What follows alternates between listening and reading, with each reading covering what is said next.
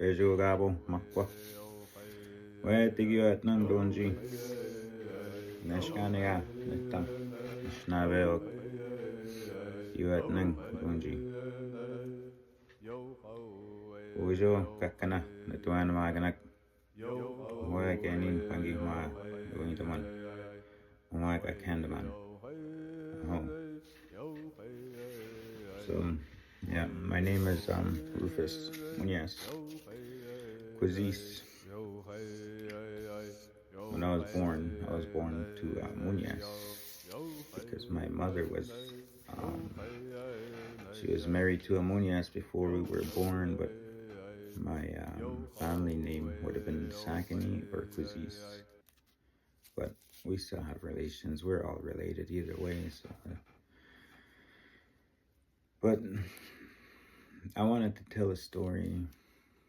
I was sitting one time and I had this urge, this strong urge, and in my mind, it made me think that my sobriety, and like it made me think that what's the point in sobriety and counting days and being proud of being sober for so many years and so many days, weeks, or whatever it may be. And I just thought, why am I thinking this? Like, it would be okay for me just to have one drink or two or three, and then I would stop again tomorrow, the next day. And then I was thinking, with this kind of thought in my head, I normally go out into the bush, into the woods, and go walk. But it's not easy to do that living in here in the city. My vehicle is broken. I need to get it fixed. So I can't just get on it and then go drive way over there, at least 10 kilometers to go into the bush. But it would be easy for me to walk 5 kilometers, maybe 3 kilometers, to walk into the store and go buy a drink. And then I was thinking, then I started praying, because I was thinking these negative thoughts that it's okay for me to do that. And then I was thinking, like, Monday too, I was like, we just and I do my prayer, and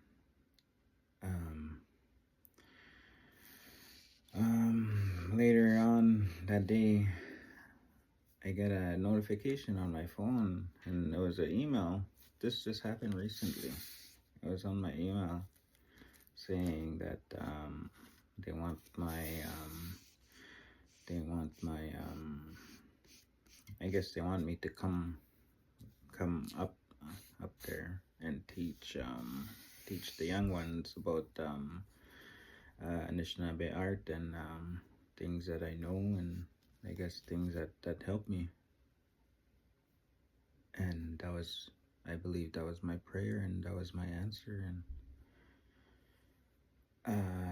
that urge is gone now. Sometimes, like, I'm an alcoholic. I was born into an alcoholic family. I was raised in an alcoholic home. Alcohol was all around me. And I'm just finally breaking out of it. So, yeah, prayer is a good thing. I always pray. Even this feather is very symbolic, and it's very something that you should respect. And always tell the truth when you hold this feather. That's what many elders always tell me when they pass on the feather. Always tell the truth. When someone has a feather, you know they're telling the truth in whatever they say, because that's just how our people always been. These feathers hold many significant meanings, and it's a powerful thing. I can feel the energy in this thing. Even with this thing on, I could still feel it. But even when this thing is not there, the weight of it and the energy. I could feel these feathers, the ones I pick up off the ground. This one here is very strong, very, very strong feather. But let me show you guys some more teachings about the old people, and about many elders that I sat down with in my life. I sat down with so many elders. They always tell me these stories that in life we're not perfect like a feather like this. We all have gaps like that in our life, and it's up to us to fix it. But sometimes we don't need to go back and fix it because it's just beautiful the way it is, the way our feather will be. It's just the way it's gonna be. See, I got many teachings from many elders that tell me a lot of things, all kinds of things, all kinds of stories they tell me. I had many teachers, but let me show you how I honored my teachers and all my elders. Let's flip this around and let me show you. Oh. So a long time ago, I was walking in the woods many years ago, and then I had this vision that I saw a man sitting in a tree. That was in the early 90s. No, it was in the mid 90s. He was sitting in a tree, but he was lifeless. And then I had that vision. And then when I look back, I was with my sister that day. My sister, she passed away too. I was with my sister that time. I looked at my sister. She knew that I saw something. And she said, "What did you see?" She said, "Rufus, wait." I said, "Come on, let's go." We started walking. And then I said, "We gotta go right now." But I didn't tell. But I will tell that story later on, how I got my Anishinaabe name, БЕЖЮГАПУМАКWA. But and all my teachers that I sat with many years ago, and I still sit with many elders today, they always tell me a lot of good stories about the Creator, and they tell me stories of their life and things that they experience and things around their life that they have their own journey. And that's always nice to listen to these elders.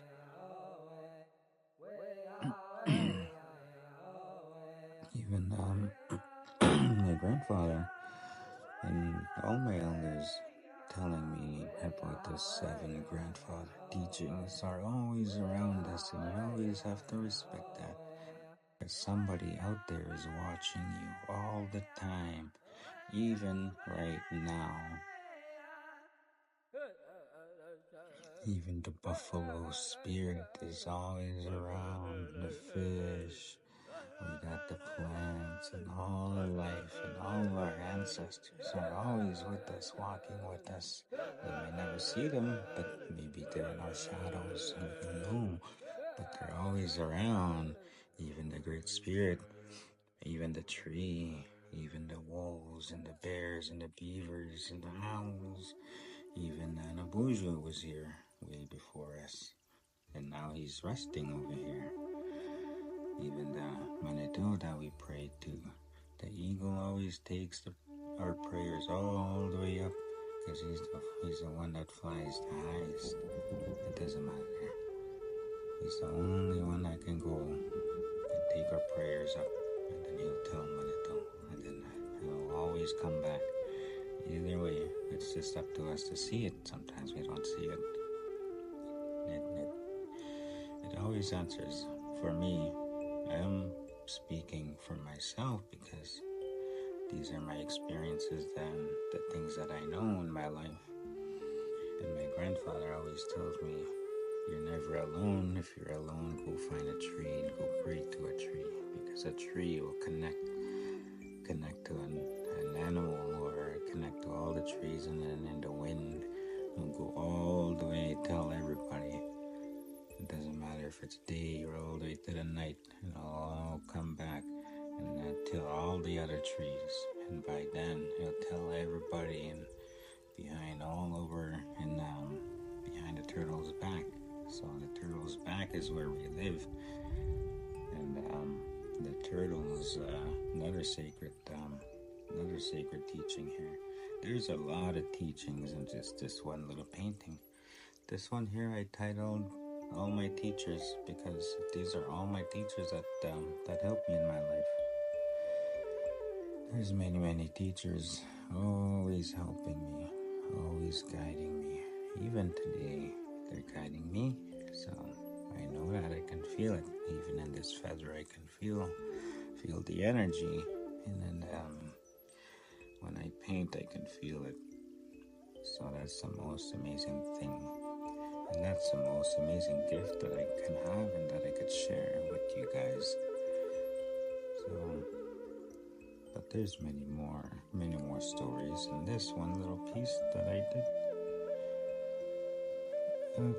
That's how all my paintings are. I can tell you one meaning, one story behind it, but there's always more.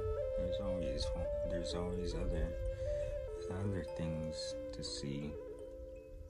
There's probably some things here that I don't even see, you know. That's why I like my art hanging and I just look at it. I just stare into it like, what is the story behind this? What is the story that I created here?